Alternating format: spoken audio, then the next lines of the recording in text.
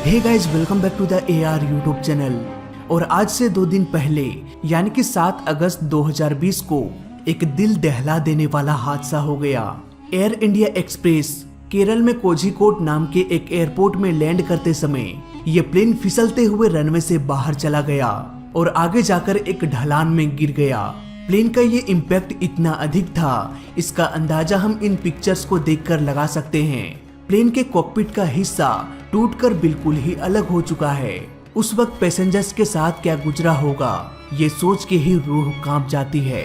लेकिन ये हादसा आखिर कैसे हुआ, क्या क्या पॉसिबिलिटीज हो सकती है इस प्लेन क्रैश के पीछे, जानेंगे हर एक पहलू को बारीकी से आज के इस वीडियो में।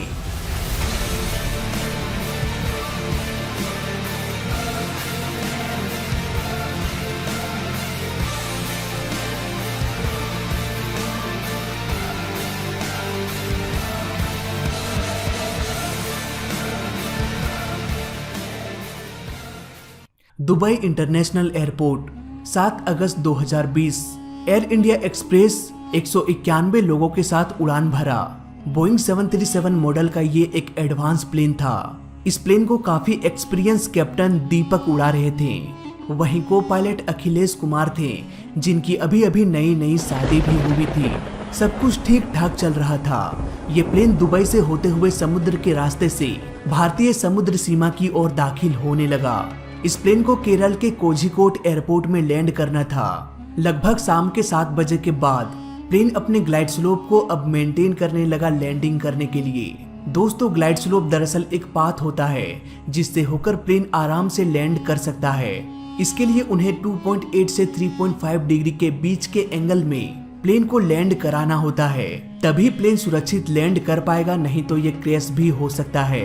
प्लेन के लैंडिंग के बाद ये रनवे से बाहर चला गया और आगे एक ढलान में गिर गया, जिससे प्लेन 2 टुकड़ों में बट गया।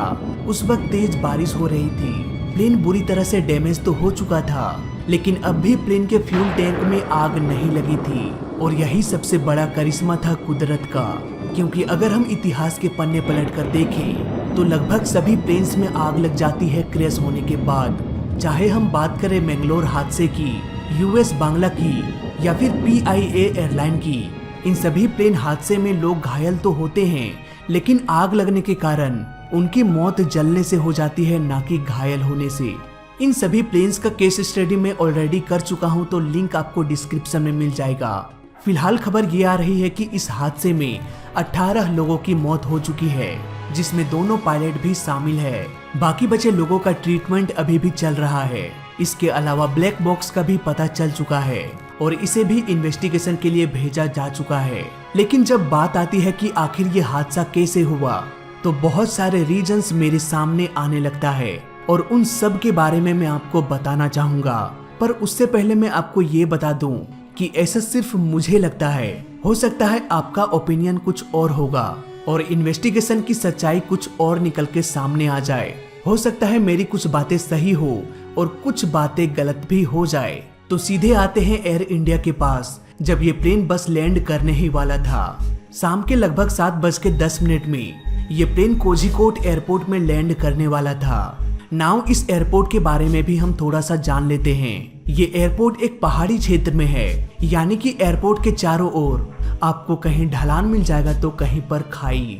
ऐसे एयरपोर्ट्स में लैंडिंग करना काफी रिस्की हो सकता है, इसीलिए DGCA ने इस एयरपोर्ट को और इस जैसे और भी एयरपोर्ट्स को, जैसे कि मैंगलोर एयरपोर्ट, लुकुला एयरपोर्ट, इन सबको रिस्की एयरपोर्ट में काउंट किया जाता है।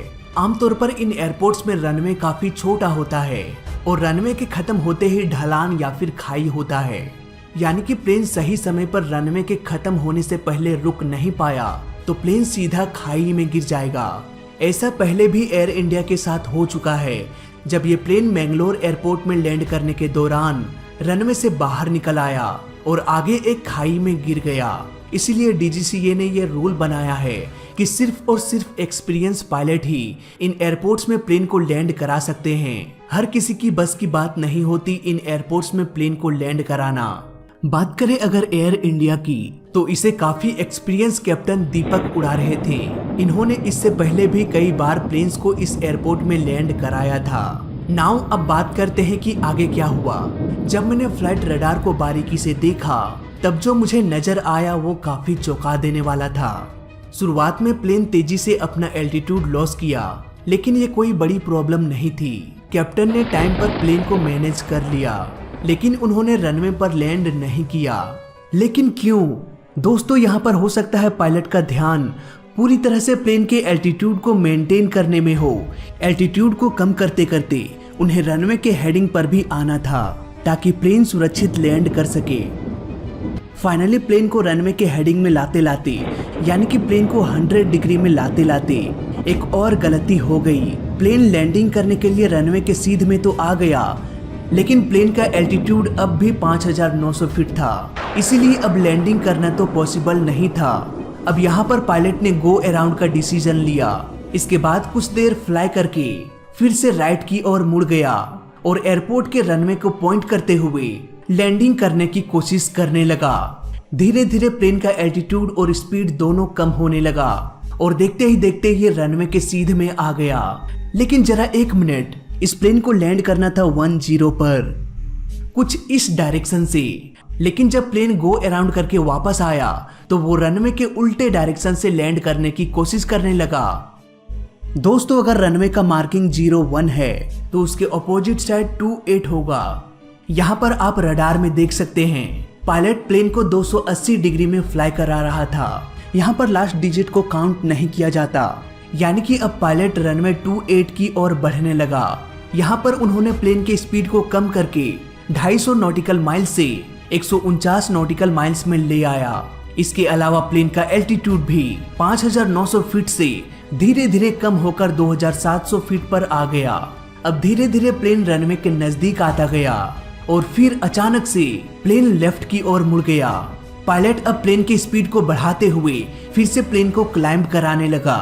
इसके बाद प्लेन राइट की ओर मुड़ गया और 8 के शेप में मुड़कर फिर से प्लेन लैंडिंग की कोशिश करने लगा। पायलट ऑलरेडी 2 बार कोशिश कर चुका था प्लेन को लैंड कराने की। अब तीसरी बार फिर से प्लेन लैंड करने के लिए तैयार हो गया, लेकिन इस बार भी उन्हें कामयाबी नहीं मिली।